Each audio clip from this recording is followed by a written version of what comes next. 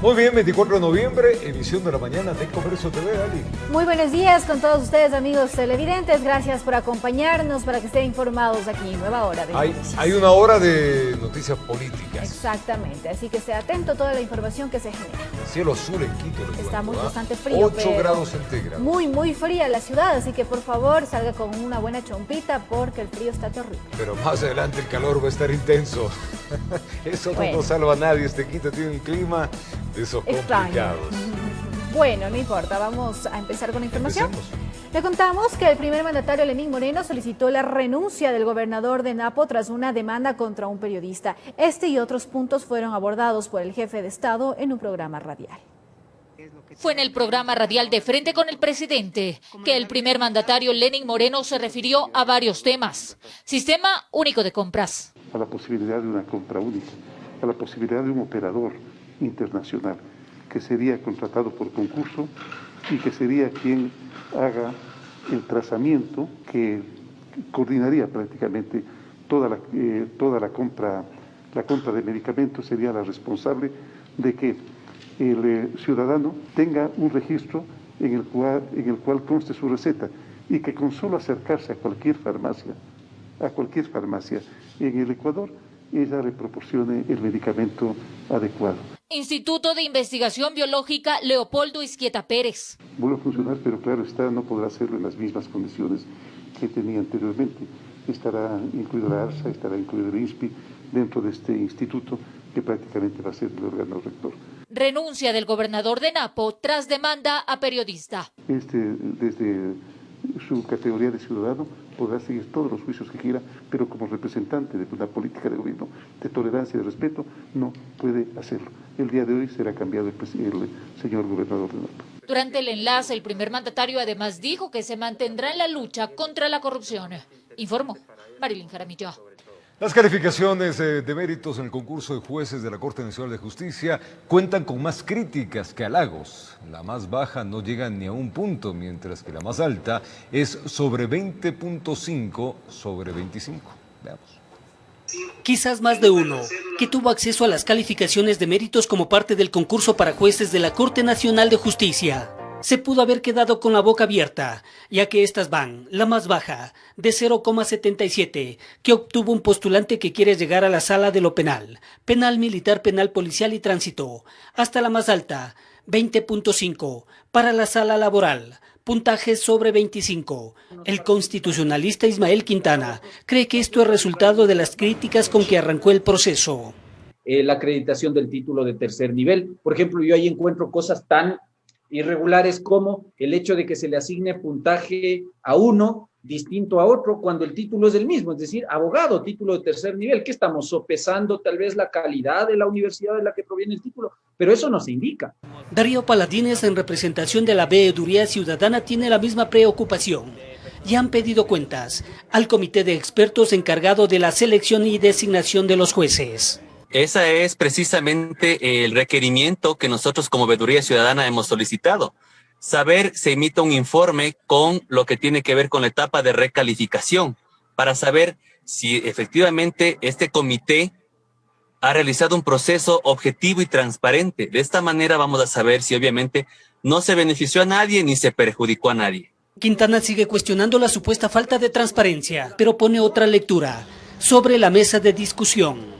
Pues querría decir entonces que no tenemos aspirantes dignos de llegar al cargo de Corte Nacional de Justicia. Le insisto, a mí me preocupa mucho que si en una cuestión tan elemental como es la hoja de vida, porque eso es lo que se revisa en la fase de méritos, ¿cómo vamos a avanzar a la fase de oposición? Realmente sí es preocupante que los señores que aspiran tan altas dignidades no obtengan una ponderación que se ubica de acuerdo a su perfil. Entonces, eso pues deja mucho que pensar y la ciudadanía tiene razón de cuestionarse.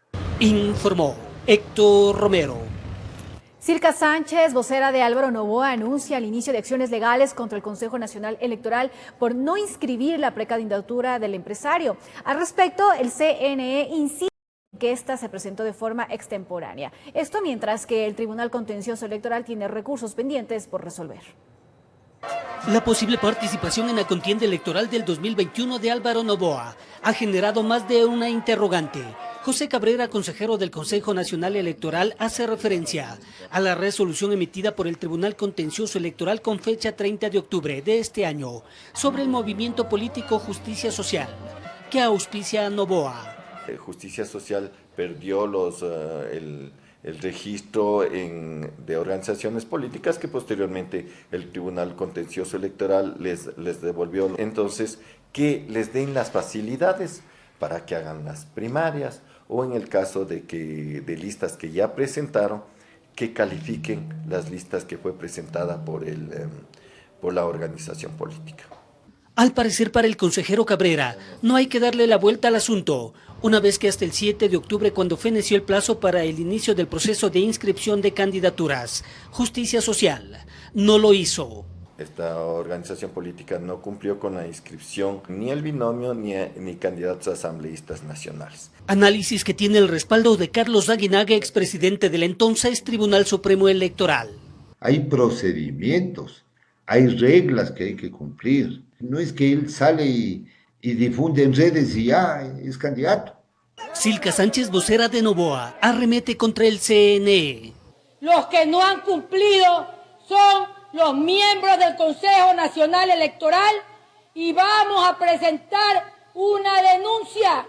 Al respecto, el Pleno del Tribunal Contencioso dispuso a uno de sus miembros, Arturo Cabrera, en calidad de juez de primera instancia, verifique el cumplimiento de la resolución del 30 de octubre. Corresponde es más bien esperar que el Consejo Nacional Electoral haga una lectura adecuada de la sentencia dictada por el Tribunal Contencioso Electoral y la cumpla nada más. Entre tanto, en el Tribunal Contencioso está en análisis un recurso subjetivo electoral contra la resolución de reconsideración adoptada por el máximo organismo electoral, por lo que Noboa deberá seguir esperando, informó Héctor Romero. Al retornar en Guayaquil se realizó la audiencia de extracción de archivos informáticos y otros documentos en la instrucción por presunta delincuencia organizada en los hospitales de el IES. Estas y otras informaciones vamos a contarle al retornar. Ya venimos. Continuamos con más información. En Guayaquil se realizó la audiencia de extracción de archivos informáticos y otros documentos en instrucción por presunta delincuencia organizada en los hospitales del IES. La defensa del expresidente del organismo, Paul Granda, advirtió que no existe ningún elemento de convicción que lo involucre. Fue una diligencia reservada, pero en la práctica, un secreto a voces que aquí estuvieron 4 horas efectuando la extracción de documentación sustancial dentro de la presunta delincuencia organizada que investiga la Fiscalía en las casas de salud del IES. Una diligencia sin secretos que, no obstante, hay evidencias que se pretenden legitimar tratándose de copias simples. Hay evidencias informáticas que han sido abiertas y en la cadena de custodia no consta en el momento en que fueron abiertas. Doctor, ¿cuáles son los argumentos para que Susana Mera no tenga nada que ver en esta investigación? No hay absolutamente ningún elemento de cargo en su contra en esta investigación de delincuencia organizada. En este caso hay 17 personas procesadas. Daniel Salcedo, el expresidente del Consejo Directivo del IES, Paul Granda, y los hermanos Bucaram Puley.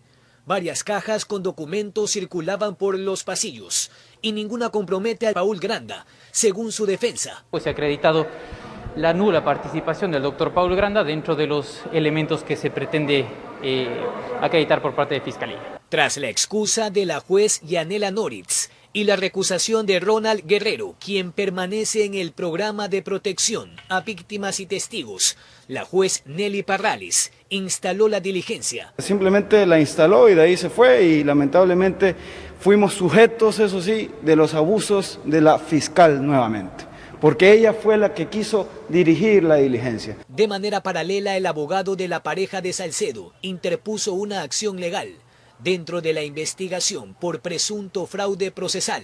Cambiando de estado las cosas, tomó la versión de la señorita Jocelyn Mieles y la transformó a su acomodo. En 2 semanas se convocaría la audiencia preparatoria de juicio y dictamen fiscal, con Salcedo y el mayor de los Bucaram en prisión, Granda, con arresto domiciliario, informó Jorge Escobar. Y el Ministerio de Trabajo emitió la norma técnica para entregar nombramientos definitivos a los profesionales de la salud que trabajaron durante la pandemia, de acuerdo a lo que establece la ley humanitaria. Sin embargo, para estos no es suficiente, pues lo que piden es que se modifique el reglamento que limita el acceso a este beneficio solo a ciertos médicos y empleados de la salud. Con fecha 20 de noviembre, el ministro de Trabajo, Andrés Sitch, firmó el Acuerdo Ministerial 232, que deja a criterio de las unidades de administración de talento humano de la entidad de la Red Integral Pública de Salud el otorgamiento de los nombramientos definitivos a los profesionales de la salud. Para esto, se deberán considerar varios criterios: la necesidad de personal, los recursos para el financiamiento del puesto y además que los profesionales de la salud justifiquen haber ingresado bajo modalidad de contratos de servicios ocasionales o nombramientos provisionales. Cumplidos estos requisitos, se pedirá la creación de un puesto y con esta vacante se dará inicio a un concurso de oposición y méritos, para lo cual el Ministerio de Trabajo creará 2 tribunales. A uno de ellos, el servidor interesado entregará los sustentos de los requisitos. Aquí se calificará en etapa de méritos con 50 puntos con la verificación del título debidamente registrado en la CENESID, y en la de oposición se otorgarán 50 puntos con la presentación notariada del contrato ocasional o nombramiento provisional vigente en la red. Antes de dar el nombramiento se verificará que se cumple lo establecido en la Ley de Servicio Público, y si es que el interesado no califica, el concurso podría declararse desierto y las partidas creadas suprimidas. En las transitorias del acuerdo se puntualiza que para el caso de los trabajadores de la salud que hayan prestado sus servicios durante la emergencia sanitaria, con un contrato de trabajo que no sea indefinido en cualquier cargo en algún centro de atención sanitaria de la RIPS, y que cumplan con los preceptos de la Ley de Apoyo Humanitario y su reglamento de aplicación, la entidad de la Red Pública Integral de Salud procederá con apego a las disposiciones del Código de Trabajo, a efectos de que dicho contrato pase a ser indefinido. Esta norma técnica ya tiene cuestionamientos, empezando porque con esto se descartaría la opción de reformar el reglamento a la ley humanitaria que solicitan los gremios de la salud y la Asamblea. Si no se reforma el artículo 10 del reglamento, no se va a tener el efecto deseado en la ley humanitaria, porque solamente tendrían acceso a este beneficio los profesionales de la salud y trabajadores que tuvieron contacto directo con los pacientes diagnosticados de COVID. El asunto no está zanjado para esta parte interesada, por lo cual se llevarán las inquietudes hasta el presidente Moreno, con quien se reunirán el próximo miércoles, informó Carolina Basante. Al retornar, vamos a contarles que a horas del juicio político contra la ministra María Paula Romo hay expectativa entre los interpelantes sobre el resultado. Esto y más, ya venimos. 7:17 de la mañana, en emisión del Comercio TV de este día 24 de noviembre, vamos a recibir al presidente de la Comisión de Fiscalización de la Asamblea Nacional, al asambleísta Helio Peña. Asambleísta, buenos días. Desde la matriz de Televicentro le saluda Roberto Álvarez Vandenberg. ¿Cómo está usted? Buenos días. Un cordial saludo a usted y a quienes nos siguen a través de este importante medio de comunicación en el país. Buenos días. Lo propio, asambleísta, entremos a materia. ¿Qué expectativa tiene del juicio político en contra de la ministra Romo que se realizará el día de hoy? Bueno, la expectativa que tengo nace de la respuesta que dio la Comisión de Fiscalización y Control Político en el sentido de la recomendación del juicio y sobre todo haber visto ya manifestada la voluntad política de todas las bancadas al aprobar el informe con 9 votos venidos desde todas las bancadas. La expectativa es que tiene que ratificarse aquello y prácticamente censurar a la ministra, que ha sido cuestionada en el momento del juicio por las causales, pero no solamente por ello, sino que se sobreviene otro juicio y en el contexto está el tema de los repartos de hospitales, el hospital de Pedernales, que dicen mucho de la probidad o la falta de probidad de una alta funcionaria a quien el gobierno respalda a capa y espada sin ningún fundamento. Pero partamos de este juicio, asambleísta. Bombas lacrimógenas caducadas, la actuación policial en contra de los que acogieron a los manifestantes, son los causales para esta interpelación. ¿Usted cree que están alineados ya los bloques? ¿Hay los 91 votos? Esa es la incertidumbre que tenemos, pero yo aspiro que los haya porque no puede ser de otra manera. La Asamblea Nacional está para dar una respuesta al pueblo ecuatoriano en el tema de la fiscalización y el control político. y decirle pues de que a la señora ministra sí le sorprendió o le ha sorprendido que este proceso de sustanciación o de juicio político no se ahogó en la comisión, ni mucho menos se archivó. Al contrario, pasó al Pleno de la Asamblea Nacional y hoy mismo será el final de este juicio. Lo que sí sorprendería es que no haya los votos, porque en esa línea estaríamos hablando de los mismos cabildeos que para la señora ministra ha sido común y la práctica de todos los días en su gobierno. Ella lo ha dicho que fue una cosa normal cabildear con el señor Mendoza, con el señor Azuero. En esa línea no perdemos de vista que esté sucediendo lo mismo. Aspiro que no sea así. Más bien que la Asamblea, que si bien se dice que tiene un desgaste notorio, dé una respuesta al pueblo ecuatoriano y no admitir la descalificación desde el Ejecutivo, ni mucho menos de la señora ministra, el tema de seguir desacreditando a la Asamblea Nacional. Pero hoy queremos cotejar esas posiciones y realmente que la Asamblea le diga al país, que le diga al pueblo ecuatoriano que en el marco del control político y de la fiscalización hacemos lo que tenemos que hacer. Asambleísta, la ministra ha dicho en varias ocasiones que su destitución es como un premio consuelo ante la violencia de octubre. No es así. Ella no puede decir más de aquello, ni podrá desvirtuar lo que no desvirtúe en la Comisión de Fiscalización y Control Político. Ella tiene que mirar a los hechos de octubre en su contexto, no solo en la parte que le conviene. ¿Por qué se vino? ¿Cuál fue el primer detonante del paro de octubre? Fue ese decreto inconsulto que realmente sorprendió no solamente a los asambleístas, sino al pueblo ecuatoriano. Eso también dio muestras de un gobierno de falta de tolerancia. La segunda detonante fue la razón de que no acogió el clamor ciudadano en decir que se revoque el acuerdo y sentarse a negociar transparentemente con las organizaciones, con el pueblo ecuatoriano. Entonces, lo que se pudo ver en el paro de octubre fue también un capricho político que desencadenó no en una confrontación, sino un enfrentamiento liderado por la señora ministra frente a sus adversarios políticos. Yo no quiero llamarlos enemigos políticos, sino más bien adversarios y como quien dijo, quién se lleve el trofeo. Y efectivamente en la confrontación no se llevó nadie el trofeo, sino más bien que dejaron destruido Quito, dejaron muertos, dejaron 20 personas que perdieron un ojo y de eso la señora ministra no dice nada. Entonces, tenemos que mirar al tema en su contexto general, no solamente las dos causales que han sido tipificadas y obviamente que han sido fundamentadas y sustanciadas y motivos y razones suficientes para que la señora ministra sea censurada. Asambleísta, la ministra también ha argumentado muchas veces que hay un sesgo de machismo frente a toda su actuación ante el legislativo. Yo creo que no es eso, no es así. El hecho, en el tema de la equidad de género, si alguien va a un ministerio, tiene que enfrentarse como ministro o ministra y dar una respuesta al pueblo ecuatoriano.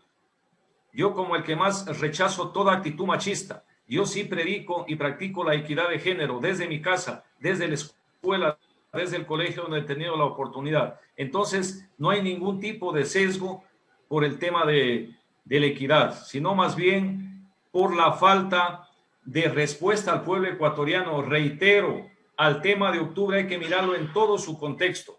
Y ella que estaba al frente del tema de la seguridad, ¿por qué no fue exigente en el tema del servicio de inteligencia y no pudieron prever en lo absoluto todo lo que se vino? Y es más, que no se nos diga que la Asamblea estuvo escondida o no hizo nada en el tema del paro de octubre.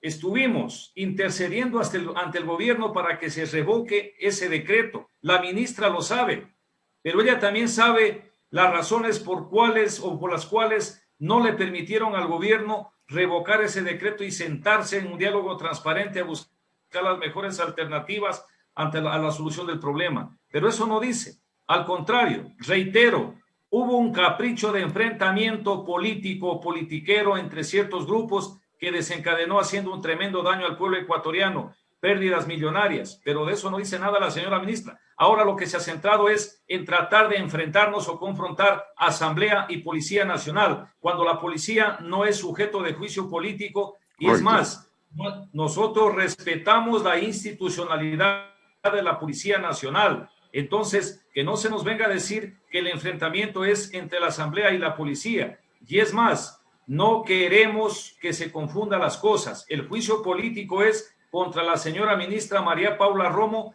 que estuvo en la Rectoría de la Seguridad Pública en el paro, antes y después del paro. Pero, asambleísta, ahí le hago una contrarréplica de esto. Uno de los causales, y el principal, es bombas lacrimógenas caducadas. Esto el comandante de la policía indicó que además es un tema interno de la policía, más no de la ministra.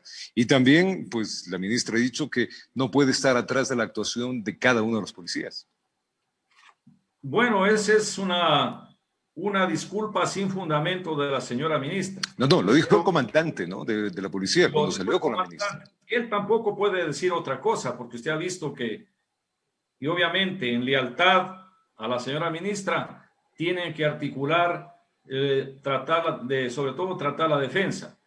Pero no hay que perder de vista que la ministra de gobierno o el ministro de gobierno es el rector de la seguridad y es el responsable de todos los equipamientos del que debe tener la Policía Nacional, de dotar lo adecuado y lo suficiente para el tema del enfrentamiento que debe haber, en este caso, de repeler a los manifestantes violentos en el paro de octubre. En todo caso, nosotros hemos dejado claro también que al no tener los insumos necesarios, los instrumentos necesarios, incluso se ponía en riesgo la Policía Nacional, porque si bien es cierto, ella dice que las bombas lacrimógenas caducadas no causaban más daño, más bien eran menos efectivas. Ahí está prácticamente diciendo que poníamos en riesgo a la Policía Nacional porque no se podía repeler, y eso desencadenó inclusive en que hagan uso inadecuado de la fuerza, en el sentido de que tenemos personas que fueron heridas, 20 personas que perdieron el ojo, y que hay testimonios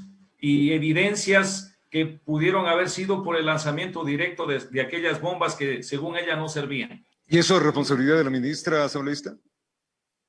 Efectivamente es así, porque ella tenía al frente de la seguridad y el control de la Policía Nacional, desde la pirámide de la jerarquía de la autoridad, que empezaba en la ministra y desencadenaba obviamente en el policía que sale a hacer los operativos. Todo esto tiene una razón de ser. Entonces, que no se nos diga que estamos en contra de la policía. No, cuidado. ¿Qué opinión ha dicho y qué tiene usted, más que dicho, qué opinión tiene usted de otros asambleístas que han salido, han dicho que este juicio político no tiene ni pies ni cabeza? Bueno, de ser así, también que digan que no tiene ni pies ni cabeza la exigencia que hubo hace algunos meses atrás al presidente de la República que le pida o le exija la renuncia a la ministra. Hubimos 124 asambleístas que estuvimos en esa línea, porque a más allá de las causales se suman los hechos que se vinieron después de la solicitud del juicio. El tema de hospitales, el tema de repartos, la vinculación de dos ex asambleístas que están llamados, uno preso, otro llamado a juicio político, en los cabildeos, en los chats, en que la mencionan en reiteradas ocasiones a la señora ministra. Aquellos asambleístas que están diciendo eso en los actuales momentos, que dicen que no tiene ni pies ni cabeza este juicio, más que certezas, nos dejan muchas dudas de que siguen en las mismas prácticas fraudulentas, mafiosas, de querer defender lo indefendible a cambio de algo. Y ese cambio de algo se llama repartos. ¿Y de dónde vienen los repartos? Vienen desde la presidencia de la República, derivados en los diferentes ministerios. Entonces, que no nos sorprendan o que no les sorprendan también que aquellos videos que están circulando nacen de una realidad, aunque para muchos sea una especulación. ¿Le puedo preguntar algo, asambleísta? Yo siempre que entrevisto a políticos como ustedes, siempre hablan del reparto, siempre hablan en este punto de que se conoce, se sabe. ¿Por qué no se denuncia este tipo de cosas en la Asamblea? Si sabemos que hay repartos, como dice usted, ¿por qué no se los denuncia frente a frente y se dan nombres y se indica cuáles son? Mire, hay denuncias inclusive que han derivado de la Fiscalía. Pero en el marco de la competencia, de la independencia de las funciones del Estado, cada quien tiene que hacer lo que tiene que hacer. Hay denuncias de influencias. Hay asambleístas que están procesados y a nosotros nos corresponde hacer lo que corresponde, el levantamiento de la inmunidad parlamentaria, si es que algún juez o alguna jueza lo solicita, y así lo hemos hecho, lo hicimos con un asambleísta de Madrid. Pero ha sido la prensa asambleísta la que denuncia esto, no casa adentro. Efectivamente es así, y yo como el que más celebro ese periodismo investigativo que ha habido, pero Usted sabe que también estos son faltas ocultas, faltas oscuras, que así se las llama en el tema del derecho, ¿no? Entonces no es tan fácil, pero dejan a la luz del día muchas evidencias. Es como, por decirle algo, la señora ministra rechaza y dice que esos chats del señor Azuero, del señor Mendoza, en los que la involucran, dice que son falsos, que son montados. Entonces, se requiere una investigación prolija y obviamente peritajes que nosotros como asambleístas no los tenemos, pero sí los tiene la justicia ordinaria, la fiscalía, para que haga la investigación correspondiente. Voy a tomar unas palabras suyas de un momento. Usted habló que la asamblea está desgastada, que de acuerdo a ello no tendría capacidad moral para que poder pues también interpelar o en este caso censurar a otro estamento que también está siendo cuestionado. ¿Por qué? Mire, esa ha sido la retórica y yo le diría hasta una campaña orquestada a través de algunos medios de comunicación venida desde el Ejecutivo para desprestigiar a la Asamblea Nacional y tratar de limpiar todos los errores venidos desde el Ejecutivo, incluso esas salpicaciones de corrupción. Pero yo tengo que decirle al pueblo ecuatoriano, no todo se puede generalizar. En la Asamblea hay y habemos asambleístas honestos y decentes que sí sabemos a qué nos mandó las provincias a la Asamblea Nacional. Y hoy quiero que se refleje esa decencia, porque realmente los que sabemos a qué fuimos vamos a dar una respuesta al pueblo ecuatoriano y el pueblo ecuatoriano estará pendiente. La señora ministra ha dicho el otro día en un evento de la Policía Nacional que efectivamente puso en alto a la Policía Nacional, como yo también la pongo y muchos ecuatorianos la ponemos, y ella decía que si la Asamblea tendrá la misma decencia o podrá decir lo mismo que la Policía Nacional. Yo al contrario le digo a la ministra, si el pueblo ecuatoriano podrá decir lo mismo de ella, pero hoy vamos a ver quiénes estamos del lado realmente de la transparencia, de la fiscalización honrada y honesta, a cambio de nada, sino solamente dándole una respuesta al pueblo ecuatoriano que exige transparencia y exige sobre todo castigo y censura a quienes hacen malas cosas desde las funciones diferentes del Estado. Hoy sabremos el desenlace, asambleísta. Vamos a un tema más que también habla justamente de su presidencia de la Comisión de Fiscalización. ¿Cómo está pues el tratamiento del juicio político al exministro de Finanzas, Richard Martínez? Bueno, en principio tengo que decirle que no está en la Comisión de Fiscalización. Sigue en el congelador, hablando metafóricamente, o en el escritorio del presidente de la Asamblea. No ha llegado, no tenemos ningún juicio político en la Comisión de Fiscalización y Control Político. O sea que esto es en un supuesto de los 5 juicios políticos que le quieren hacer, o los 5 pedidos.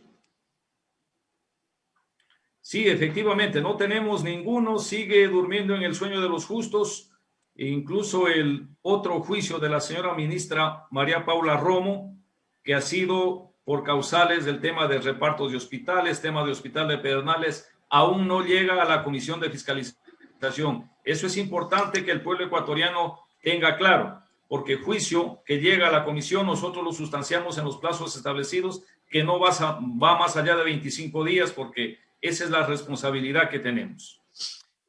Finalmente, asambleísta, justamente hablando del tema del exministro Martínez, ¿tiene sentido un juicio político luego que él ya ha renunciado? ¿Cuál es el objetivo de esto? Mire, el juicio político tiene que ser inmediato, porque realmente el objetivo es censurar a quien cometió un error y obviamente quien lo sucede evite cometer esos errores. Pero pierden gran sentido, por decirlo menos, esta espera. Mire este juicio de la señora María Paula Romo a los 10 meses de haber solicitado. Mucha gente ya se está olvidando de los hechos de octubre, sin embargo, a los 10 meses se sustancia y se va a procesar un juicio. Los del señor Martínez también es una vergüenza ajena para la Asamblea Nacional. No es culpa. Lamentablemente se nos congeló.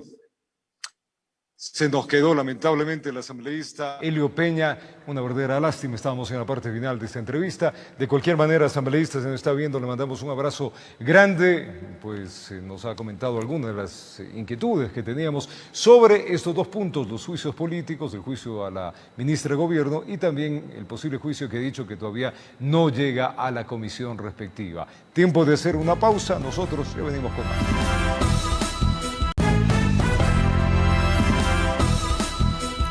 Continuamos con más información aquí en El Comercio TV y el plazo para definir el salario básico del 2021 se amplía hasta el 30 de noviembre. Los trabajadores insisten en un incremento y proponen varias alternativas, mientras que los empleadores piden que se mantenga en $400 por las cifras económicas negativas.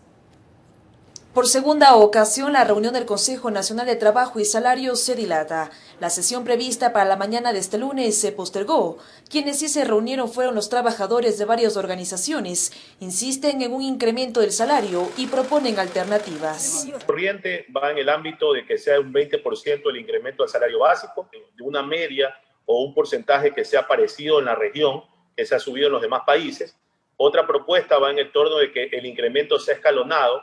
Richard Gómez, presidente de la Central Unitaria de Trabajadores e integrante del Consejo, dice que están a la espera de la presentación de cifras económicas proyectadas al 2021. No hemos recibido al día de hoy los insumos que nos permitan con estas variables tomar una posición técnica para la fijación del salario. Es más, el Ministerio nos queda debiendo. No obstante, se muestra preocupado.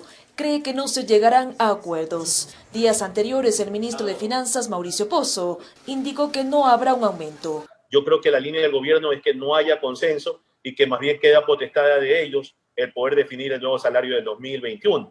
De su parte, el representante de los empleadores, Rodrigo Gómez de la Torre, señala que las cifras económicas son negativas. Ratifica lo analizado en la primera reunión, que se debe mantener el salario básico unificado en $400 para el 2021. La inflación proyectada al 2021 también es negativa. Por ende, mantenemos la posición de que se debería sostener el salario al menos un año más. Argumenta que lo que se busca es mantener el empleo y seguir trabajando en la recuperación de fuentes de trabajo. Muchos de estos sectores han estado al borde de la quiebra. Si les presionamos más, podríamos tener una mayor pérdida de fuentes de empleo. El plazo para definir el salario 2021 se amplía hasta el 30 de noviembre. Si no hay acuerdo entre las partes, se calculará a través de una fórmula. Informó Priscila Cadena. El Ministerio de Finanzas anunció que el Ecuador y el Fondo Monetario Internacional llegaron a un acuerdo a nivel técnico en la primera revisión del trimestre del programa de facilidad de financiamiento extendido. En un comunicado pues se detalla que el FMI destacó el cumplimiento del Estado de varias metas en materia social, económica y la lucha anticorrupción, así como el manejo de la pandemia del COVID-19. Esta revisión técnica, que deberá ser aprobada por el directorio del FMI, permitirá el desembolso de $2.000 millones para el país. Y el plan estratégico que impulsó la Municipalidad de Guayaquil desde el 2017, denominado Amiga Ya No Está Sola, pasó mediante convenio a la Corporación para la Seguridad Ciudadana de Guayaquil.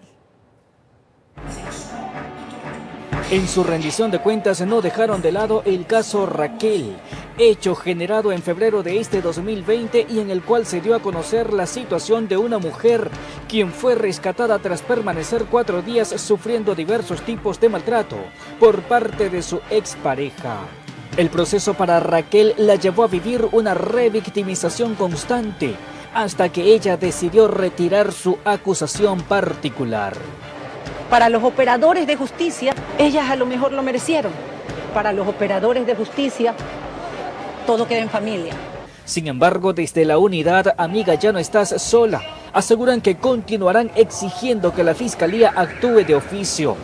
Paren de atormentar a una mujer cuando la ven arrastrada en las tomas, drogada, cargada en peso a sus lugares de cautiverio. Paren de hacerle 10 veces la misma pregunta.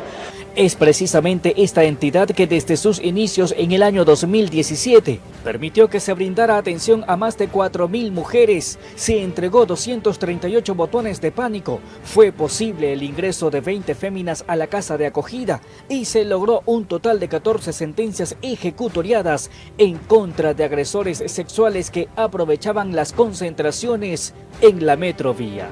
Estos servicios van a continuar, se van a fortalecer ahora. Este lunes 23 de noviembre se logró firmar el acuerdo para el traspaso de esa unidad a la Corporación para la Seguridad Ciudadana de Guayaquil, con la finalidad de mejorar la capacidad de respuesta en defensa de las mujeres maltratadas. Se mantiene intacto, pero vamos a ofrecer y a expandir más nuestros servicios. Informó José Morales. Falleció Norma Illares, ex concejala y ex candidata a la alcaldía de Cuenca. La mujer de 40 años de edad se habría quitado la vida a causa de una depresión. Veamos. Consternación y dolor vivieron los familiares de la exconcejal y ex candidata a la alcaldía de Cuenca, Norma Illares, personaje político de una década de trayectoria en esta área.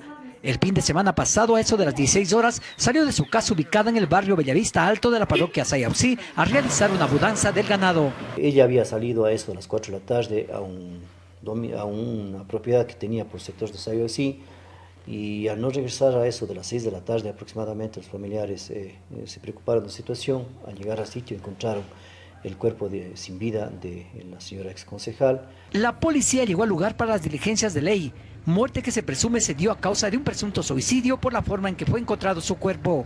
Se dio al levantamiento del cadáver, se ha dispuesto que se realice la autopsia médico-legal para que determinar la causa de la muerte. Sobre los motivos de su muerte, la familia evitó pronunciarse. No quiero hablar de eso, simplemente es por todo lo que estamos pasando a nivel mundial, a nivel de todo. La familia de la fallecida la describen como una mujer de lucha y entregada por los más desposeídos. Si ellas venían a veces con un regalo, ella les hacía volver regalo, pero ella siempre les hacía el favor. Un orgullo para mí, un orgullo para mi hija y un orgullo para mi familia. Oiga, y nos deja, como se dice, en el momento más crucial de nuestra vida. Empezábamos a disfrutar la vida recién. El cuerpo de la dama fue velado en su domicilio y este lunes por la tarde se cumplió su entierro en su lugar natal. La ex candidata deja en la orfandad a una hija de 11 años de edad. Desde la ciudad de Cuenca, informó Francisco Ramírez. Y encuentran el cadáver de una persona flotando en el estero Salado en el sur de Guayaquil. Según la policía, se trata de un menor de edad quien se encontraba desaparecido. Kevin Sepp, de 16 años, apareció ahogado en el estero Salado, a la altura de la playita del Guasmo, en el sur. Quienes divisaron el cuerpo fueron elementos de la Armada del Ecuador, mientras realizaban patrullajes. Le dieron la noticia al padre que estaba un cuerpo flotando en el salado y vino a ver, pues ya lo reconocieron. Estaba flotando al lado de las canoas. Por eso se encuentra el aumento personal de criminalística, DINASED, realizando las investigaciones. Familiares reportaron su desaparición la tarde del sábado. El menor de edad habitaba en el sector y tenía por costumbre bañarse en el estuario. Aparentemente no presenta signos de violencia, tiene unas laceraciones que posiblemente sea de los animales de aquí del sector. En las próximas horas, a través de la autopsia, se determinará a ciencia cierta la verdadera causa de muerte, informó Jorge Salazar.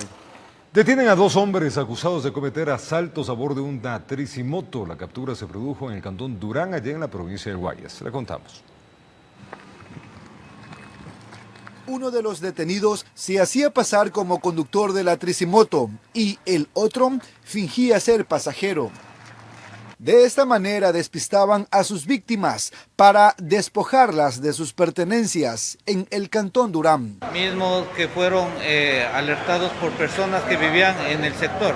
Procedimos a un registro superficial de los mismos, pudiendo encontrar un arma de fuego en poder de uno de ellos.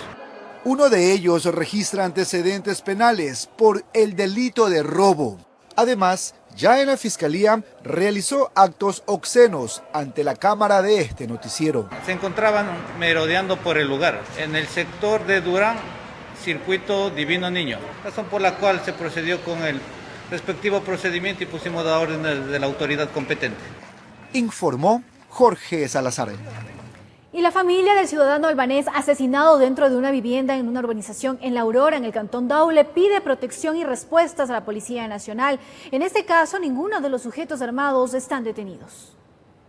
A diferencia de otros extranjeros asesinados de forma violenta, ellos decidieron salir a la luz pública y con un abogado iniciar así acciones legales para limpiar la imagen de quien en vida fuera Adriatic Tresa, ciudadano albanés asesinado el pasado viernes en casa de un familiar en una urbanización en La Aurora, en el cantón Daule. Vamos a limpiar su nombre, que lamentablemente la policía, y por la falta de contraste, se ha difamado al buen nombre, a la honra del señor Adriatic Tresa y de la familia. Él era empresario, él era accionista, miembro y socio accionista de una empresa farmacéutica. ¿Acá desde qué año dijo ese momento? Aproximadamente desde el año 2010. Así se refirieron también a los procesos legales que se abrieron en contra de él años atrás, por delincuencia organizada, lavado de activos y tenencia de armas, en todos absuelto. Y ahora comienzan a atar cabos que los llevan a levantar varias sospechas. Los jueces competentes determinaron de manera objetiva, independiente, de que él no era responsable de nada. Entonces, la policía aquí es un punto clave. Si ustedes pueden revisar el sistema, en todos existe este particular. Policía solicita siempre la detención de él. Inclusive antes de este hecho fatídico, existió un allanamiento, unos policías llegaron a la casa del señor Adriatic Treza. Por ahora no hay personas detenidas. Los sujetos que ingresaron fingiendo ser policías y con vestimenta supuestamente de la institución y de los vehículos que utilizaron, todavía no se los han podido localizar. Es lo que la policía está investigando. Sí, es lo que estamos investigando en conjunto con la policía para establecer cuál sería el vínculo cuál sería el móvil, mejor dicho, y cuáles son las personas que están vinculadas a este hecho. Este no sería el único video sobre la presencia de estas personas fuertemente armadas en aquel momento en ese conjunto residencial. El caso ya no se encuentra en manos del fiscal Walter Jaramillo. Ese fue sorteado y es investigado por otro funcionario del Ministerio Público, mientras que ellos piden que la sobreviviente del atentado y único testigo tenga la debida protección del Estado, informó Charlie Pisa. 7 muertes violentas registradas en 3 días pone de manifiesto la inseguridad por la que atraviesan ciudades como Machala y Huaquillas. Es por ello que las autoridades, como el alcalde y el comandante de la Zona 7, han tomado acciones para contrarrestar esta situación. ¿Cuáles son? Le contamos.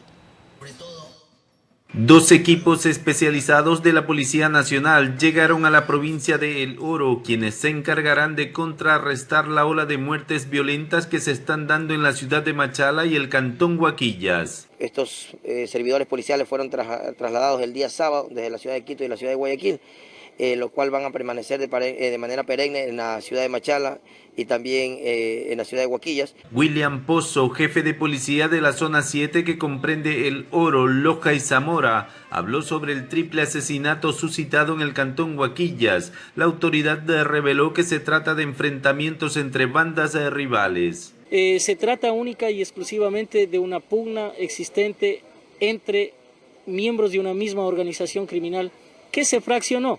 Respecto a la muerte de Darwin Machuca y 2 de sus hijos, el comandante menciona que las investigaciones ya arrojan resultados. Ya logramos identificar la motocicleta, se logró detener esta motocicleta, se logró llegar incluso con el propietario de la motocicleta.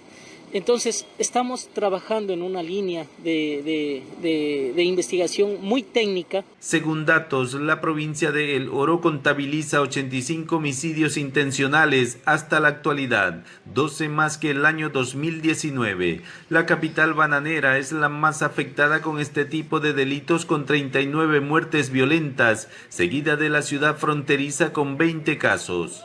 Lo que no podemos manejar, lo que se nos vuelve un tanto difícil es prever justamente este tipo de muertes planificadas. La tarde del pasado domingo, mientras se suscitaban las muertes en el cantón Huaquillas, en Machala era sepultado el empresario minero junto a sus 2 hijos, bajo estrictas medidas de seguridad, informó Richard Ceballos.